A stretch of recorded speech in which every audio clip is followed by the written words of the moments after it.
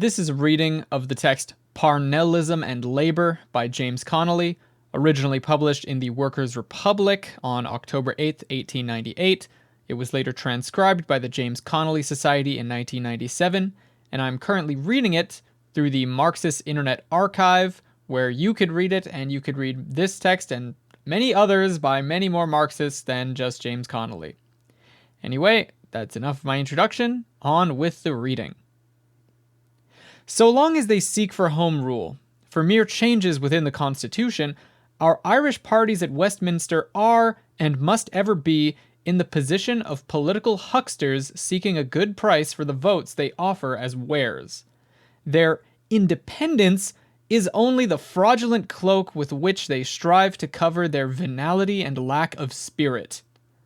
We must not omit to specify one other cause of the decay of the official Parnellite party, viz., their unsatisfactory attitude towards labor.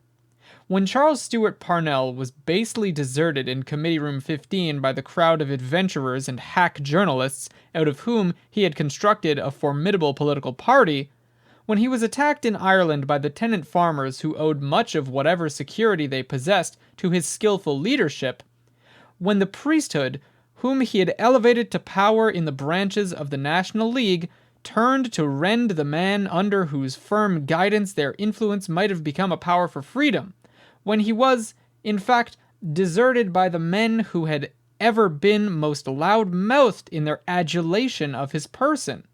It was the leaf and true-hearted working men of Ireland who sprang to his side and fought his battles. They had never gained, but ever lost by his agitation. But in the supreme crisis of his destinies they had rose superior to all other considerations and fought for the man battling against an insulting form of foreign dictation. They asked no reward and got none.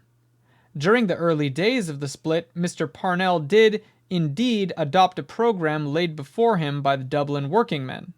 A program embodying nearly every measure advocated as palliative measures by the socialist parties. But with his untimely death disappeared every hope of seeing that program adhered to by any Home Rule party. Every succeeding year has seen the Parnellite party become more and more conservative and reactionary. Today, in direct opposition to the policy of their great leader, we find the Parnellite chiefs seeking every opportunity to hobnob with the representatives of Irish landlordism, hailing their feeblest utterances upon a financial question as the brightest scintillations of wisdom, and not scrupling to tell at Cambridge, an audience composed of the young fledglings of English aristocracy, that the realization of Ireland's independence was neither possible nor desirable.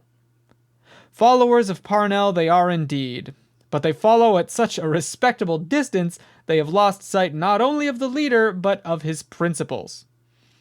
Meanwhile, the manhood of Ireland, no longer dazzled by the glare of a great personality, have had time to more closely examine their position, social and political.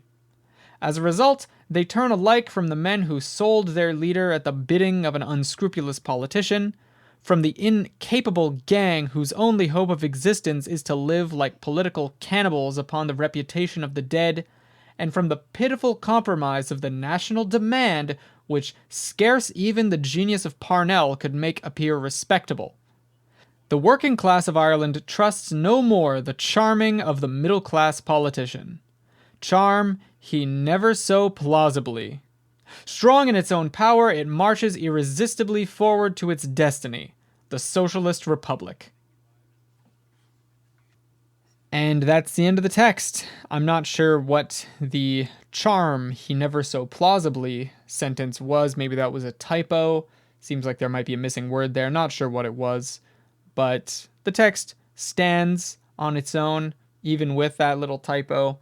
I'd say it provides a little summary of Parnell's status with regards to the working class and its interests during his lifetime, and it provides a little criticism of what came afterwards. Anyway, that's all for my commentary. Hope you have a good one, and do not forget, ruthless criticism of all things.